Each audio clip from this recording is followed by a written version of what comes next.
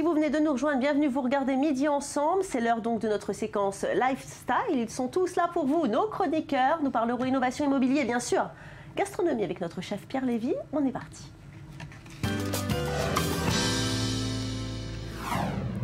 Et le meilleur de l'innovation, c'est bien sûr tout de suite, et c'est avec Julia Ganancien.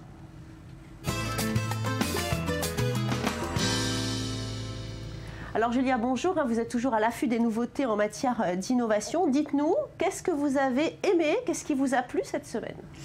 Eh bien, tout d'abord, Valérie, j'avais envie de vous parler évidemment du nouveau service en streaming d'Apple. Difficile d'être passé à côté cette semaine par rapport à une polémique d'abord, puisqu'il y avait Taylor Swift qui avait dit qu'elle menaçait de boycotter ce nouveau service en ligne si les chanteurs et les artistes n'étaient pas payés. Et c'est comme ça qu'elle a fait le buzz, parce que Tim Cook a d'abord présenté ce nouveau service. Alors, Apple Music, donc un nouveau service de musique en streaming.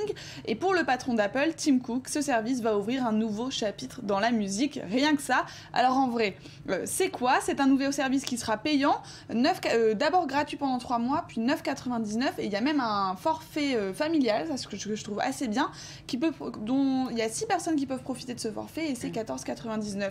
L'objectif est bien de profiter de la musique, tout le temps, n'importe où. Il y a même une station radio aussi, et puis un réseau social qui va permettre des interactions entre les artistes et leurs fans. Alors évidemment, Apple Music ambitionne de rassembler en une seule application tous les moyens en fait d'aimer la musique.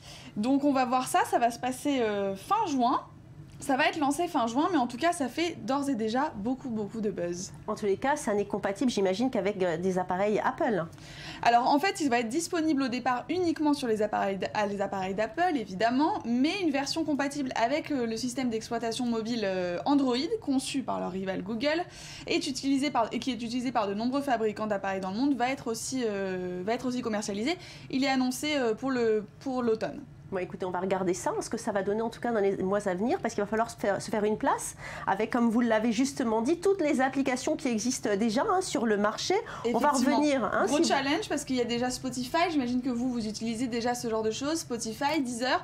Maintenant, bah voilà, qu'est-ce qui va se passer ? Est-ce que ça va vraiment être une révolution ou pas ? Réponse dans quelques semaines. À surveiller. On va revenir maintenant, si vous voulez bien, Julia, en Israël. Vous allez nous parler d'une start-up qui personnalise les publicités, par exemple, sur Facebook. Oui, alors évidemment, j'imagine que vous avez déjà tous été la cible de ces petites publicités. Vous savez, on est sur un site internet, on regarde une paire de chaussures, on la trouve mignonne et puis on se déconnecte du site. Et comme par hasard, quand on va sur les réseaux sociaux ou quoi que ce soit d'autre, eh bien, on a cette jolie image de notre jolie paire de chaussures qu'on n'a pas achetée qui scintille. Et alors, comment ça se fait ? Et bien voilà, et bien là, c'est une entreprise israélienne qui est basée à Ramat Gan, qui emploie 40 ingénieurs, qui a été fondée en 2010 et qui justement travaille là-dessus. En fait, j'ai perdu mes fiches, voilà, tout va bien, que je me retrouve au clair, voilà, ça y est. Donc c'est des choses qui arrivent, c'est ça le direct. C'est ça le direct. Non, mais c'est une société donc, qui a développé un système pour personnaliser les publicités sur Facebook. Elle met en place des algorithmes en fait qui déterminent le message le plus efficace à diffuser pour chaque catégorie de public. En fait, elle va éplucher les groupes dans lesquels vous êtes sur Facebook par exemple, pour cibler au mieux, pour faire des publicités qui vont vous aller le mieux, qui vont vous séduire, qui vont vous plaire et on qui ne vont vous dépense faire pas acheter. Suffisamment d'argent. Il va falloir encore nous solliciter. Voilà, exactement. Alors concrètement, bon, comment ça marche ? Ça veut dire que quand vous êtes devant un site internet, vous allez voir comme ça apparaître les jolies chaussures ou le joli vêtement, où vous vous êtes dit, ben non, finalement, je ne vais pas dépenser mon argent, mais ça va être plus compliqué de se retenir. Ça va être encore pire. En fait, donc la start-up qui s'appelle Yemini a un de ses meilleurs clients, c'est le fabricant de jeux Zynga. C'est un jeu qui fait aussi du poker en ligne. Et alors, s'ils essayent de commercialiser un nouveau jeu, eh bien, ils vont axer leur campagne de publicité sur les utilisateurs de Facebook susceptibles d'être intéressés. Et en fait, ils vont éplucher les groupes ou les pages Facebook très populaires de ces gens qui jouent déjà aux jeux. Ils vont regarder les données démographiques de chaque page où se trouvent les utilisateurs, leurs intérêts, s'ils ont joué à des jeux avant, leur âge aussi, leur intérêt commun. Ils vont pas les identifier, bien sûr. La liberté mais voilà, individuelle. Ils vont les éplucher, ils vont tout savoir, et puis comme ça, ils vont examiner une campagne qui vont mener et qui va coller le plus aux demandes des joueurs. Bon, alors on va rester dans l'univers des algorithmes, Julia, et vous allez nous parler d'une start-up d'aide à la conduite qui pèse 11 milliards de dollars. Alors j'ai relu 2 fois pour être sûre si je ne me trompais pas, mais c'est bien ça. Hein. Ouais, c'est ça, et j'ai trouvé ça vraiment intéressant. Les systèmes de caméras intelligentes de cette société israélienne ont convaincu une vingtaine de grands constructeurs mondiaux. Regardez, on voit justement ça à l'écran. En fait, son secret, c'est un système de caméras embarquées intelligentes qui détecte les piétons, les motos et les cyclistes qui franchissent des lignes, des limites de vitesse, et il prévient le conducteur des risques de collision. Donc c'est un petit objet qui, à mon avis, va faire un carton, qui risque de se retrouver dans beaucoup de voitures. Il est basé sur des algorithmes, donc comme vous le disiez, de traitement de l'image, et la société a déjà déposé 21 brevets rien qu'aux États-Unis. Elle en dispose de 38 en attente de validation. La solution est embarquée désormais sur 215 nouveaux modèles cette année et 247 en 2007. Donc Mobileye compte plus de 20 clients. Les principaux sont General Motors, qui pesait déjà 20% du chiffre d'affaires, et puis Nissan, BMW et Honda. Dites-moi, il y a déjà eu des propositions de rachat, c'est sûr. Hein. Alors, la start-up n'a déjà pas de concurrent sérieux, mais elle s'impose déjà comme un acteur assez incontournable pour aider les constructeurs finalement à entrer dans cette révolution de la voiture intelligente. Et effectivement, il y a déjà eu des offres. En tout cas, on murmure que Google ou Apple, voilà, on les retrouve, seraient intéressés éventuellement par pénétrer en fait cet univers de l'industrie américaine, de cette start-up. Voilà, ils seraient peut-être intéressés de racheter cette petite start-up qui, à mon avis, va faire des miracles. Merci beaucoup, Julia. Très bon marché. On va tout de suite parler immobilier avec Isabelle Dajou. Bonjour Isabelle. Bonjour Valérie. Alors aujourd'hui, vous avez décidé de nous parler de coworking. Exactement. Alors, qu'est-ce que c'est ? Alors, dans le monde ces dernières années, on a beaucoup vu la colocation, le covoiturage, aujourd'hui le coworking. Ça a été créé il y a 7 ans aux États-Unis, à San Francisco précisément. C'est un nouveau concept de bureau qui s'exporte de partout dans le monde et qui s'adapte vraiment à n'importe quel corps de métier. C'est bien au-delà de l'économie financière qu'il peut avoir. Ça vous apporte certains avantages et notamment un lieu de rencontre et de partage d'informations. Alors, il n'y a pas de travaux à faire puisque les bureaux sont déjà aménagés, adaptés et luxueux. Il y a des bureaux pour une personne, plusieurs personnes, des fax à disposition, des connexions Wi-Fi, des salles de réunion, des coins café, des coins salons. C'est un espace communautaire, un extrait de kibbutz. Justement, comment ça fonctionne? Alors, on peut imaginer quelqu'un travaillant sur un dossier dans un univers particulier, puis dans le bureau, sur le bureau d'à côté, quelqu'un d'autre parlant, par exemple, d'immobilier. Comment ça marche? Il y a plusieurs concepts. Dans un même espace, il peut avoir effectivement de longs bureaux où il va avoir des courtiers financiers qui vont être devant leur ordinateur et qui n'ont pas besoin d'un bureau privé. En revanche, il va avoir aussi des gens qui veulent un bureau fermé, donc il va avoir des bureaux individuels ou pour plusieurs personnes, et aussi des possibilités de se servir de salles de réunion. Donc, alors, on a compris que ça limitait les coûts, mais au-delà de l'intérêt financier, quels sont les avantages?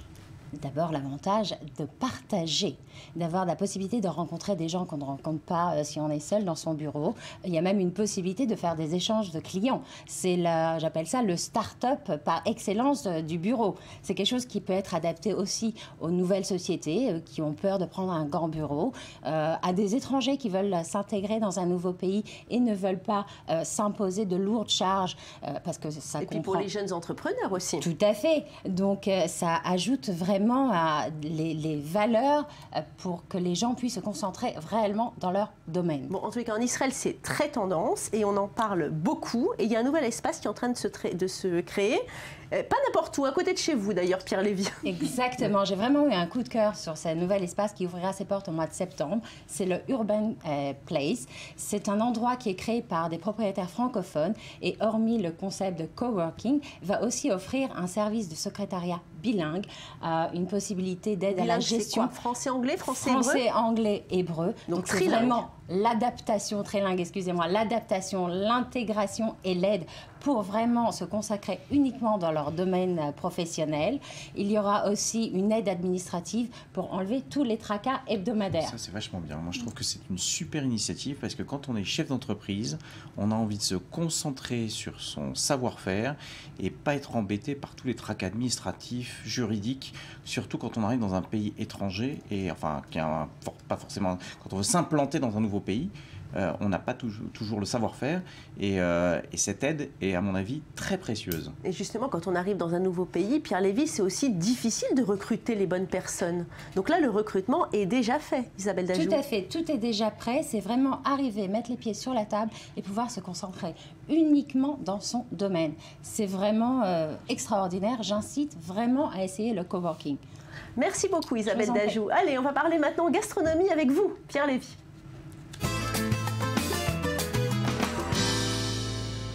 Mercredi soir à Tel Aviv, c'était le dîner en blanc. Je vous rappelle le concept. Les participants se sont donné rendez-vous à l'angle d'une rue. Cette année, c'était angle Bograchov et Pinsker. À 19h pétante, tout le monde vous a suivi, Pierre Lévy, jusque l'endroit où finalement ce pique-nique très chic était organisé. Et tout le monde a posé ses tables et ses chaises sur la place d'Isengoff. Vous savez, c'est l'endroit où il y a cette magnifique fontaine multicolore. Un moment magique, un petit peu hors du temps. Et vous étiez évidemment, Pierre Lévy, là, en tant que maître de cérémonie de cette jolie soirée. Regardez.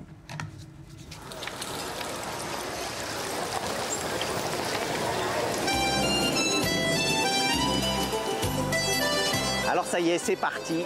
Le jour est arrivé, le soir est arrivé, à la veille de la nuit blanche à Tel Aviv. Nous sommes à l'angle de Bograchov-Pinsker avec un des groupes du dîner en blanc. Le dîner en blanc, c'est pour dans quelques minutes. Il est 19h30 pile. C'est l'heure d'envoyer le texto à tous les chefs de groupe. C'est parti. Alors on y va tous, c'est parti, ça se passe par là-bas.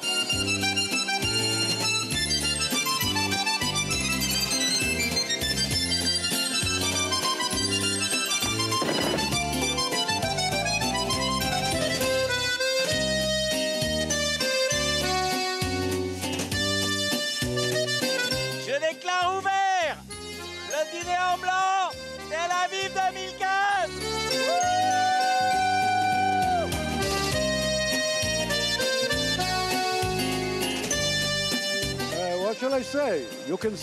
Vous pouvez voir ce qui se passe ici. Ça montre que Tel Aviv est une ville très accueillante. Et nous sommes là pour célébrer le dîner en blanc, qui, soit dit en passant, est un concept qui vient de Paris. Il faut le dire. Mais il faut dire aussi qu'ici, c'est encore mieux qu'en France.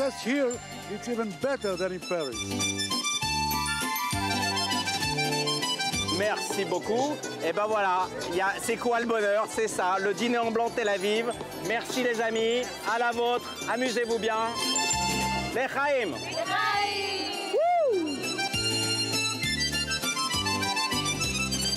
C'est magnifique, le dîner en blanc, l'organisation était très bien. Donc nous on a des sushis.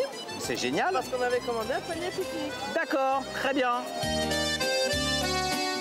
Un grand succès, encore plus extraordinaire que l'année dernière. L'année dernière c'était bien, là c'est grandiose. Bon. Félicitations, bravo à vous. Bravo aux organisateurs. Super. Écoutez, ça fait très plaisir d'être tous réunis là, autour d'un dîner, c'est super convivial. Et ben forcément, avec les enfants toujours, deuxième année consécutive après Abima, on est très content d'être là, c'est une belle réalisation encore. How do you like the concept of the dîner en blanc? Je vais vous dire, les femmes ici sont magnifiques. La nourriture est magnifique. Le lieu est magnifique. Mais la musique, quelle horreur! Eh bien, que pensez-vous de ce genre d'événement en plein centre de Tel Aviv? C'est vraiment très beau. Je me promenais sur Dizengoff et j'ai été attirée par la musique et tous ces gens en blanc. Les amis commencent à ranger petit à petit. On a passé une soirée de dingue. C'était vraiment génial.